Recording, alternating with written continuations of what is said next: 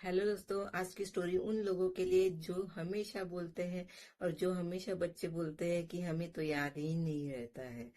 तो एक एक समय की बात है। एक दादाजी और उनका पोता बाहर घूमने के लिए जाते हैं, यानी टहलने के लिए जाते हैं। वो उनकी रोज की आदत थी। लेकिन दादाजी एक काम करते हैं कि ये अपने पोते को एक अच्छी बात सिखाते रहते हैं और अच्छी ज्ञान की बातें देते रहते हैं कि वो जब भी टहलने जाते हैं भगवत गीता का एक श्लोक और उसका अर्थ अपने पोते को बताते थे।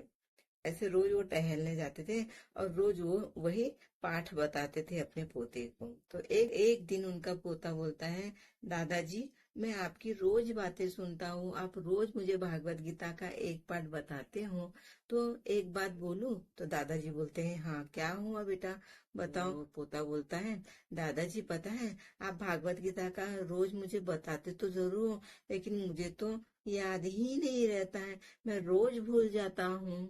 मेरा फिर आप मुझे फिर से वही बातें बताते हो। लेकिन मुझे ये नहीं समझता है कि जब मैं भूल जाता हूँ तो आप अपना टाइम क्यों वेस्ट कर रहे हो ये सब बातें बताने में। तो दादाजी बोलते हैं कि एक काम कर बेटा, तू वहाँ कोने में ना एक टोकरी दिख रही है, तू वो लेके आ। तो उनका पोता दौड़ से के जाता है और वहां टोकरी पड़ी रहती है, वो एकदम काली कोयले की जैसे काली दिखती रहती है। वो टोकरी उठा के लाता है। तो दादाजी बोलते हैं, एक काम कर, वो देखो वहां पे नदी का पानी बह रहा है, तू यहाँ पे झाड़ है तो नदी का पानी इस टोकरी में लेके आ और इस झाड़ में डालते जा।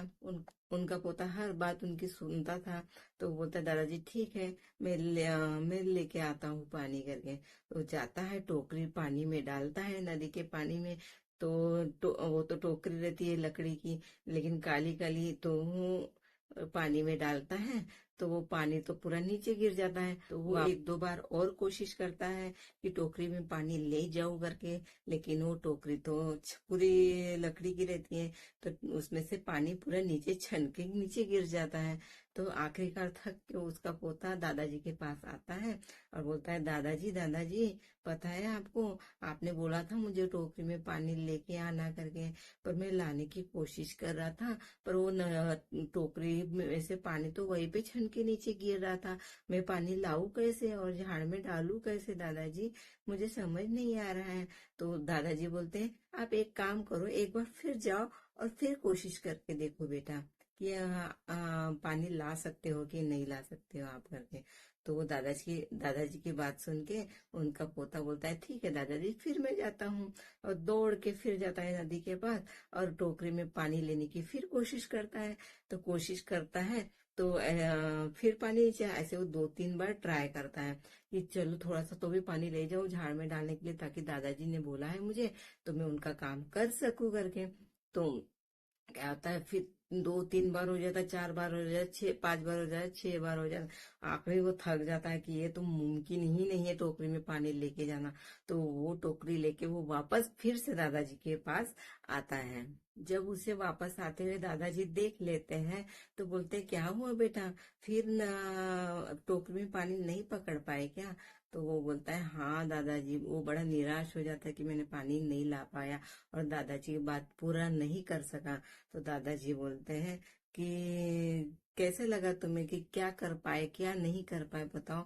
तो वो बोलता है, नहीं दादाजी, इस टोकरी में तो पानी आना संभव ही नहीं है, यानी पॉसिबल ही नहीं है, मैं इस टोकरी में पानी बिल्कुल भी नहीं ला सकता। तो आप किसी और चीज में बोलते तो मैं ला सकता था।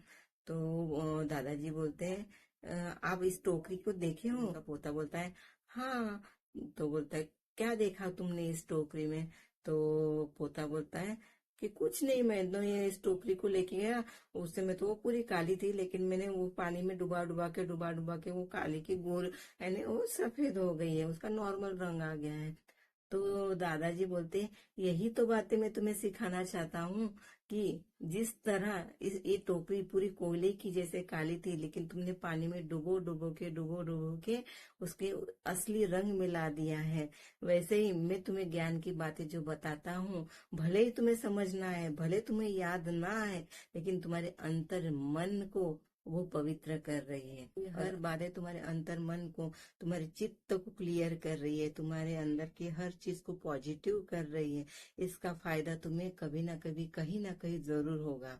तो आप हमेशा बोलते हो कि मुझे याद नहीं रहता, बड़ों की सीख की बातें, ये फालतू की बातें हैं, हमें नहीं सिखानी चाहिए। लेकिन भी किसी का अनुभव, किसी की बातें, बड़ों की सीख और आपने खुद लिया हुआ भी अनुभव और पढ़ाई कभी भी व्यर्थ नहीं जाती। वो हमेशा अपने जीवन में कहीं ना कहीं, कभी ना कभी हमेशा काम आती है। तो आपको ये कहानी कैसे लगी प्लीज कमेंट बॉक्स में जरूर बताएं। और हमेशा मैं कहती हूँ कुछ करना जरूर ऐसा कि हर कोई तुम्हें याद कर सके। और हमेशा तो फिर मिलते हैं नेक्स्ट वीडियो के साथ, तब तक के लिए बाय।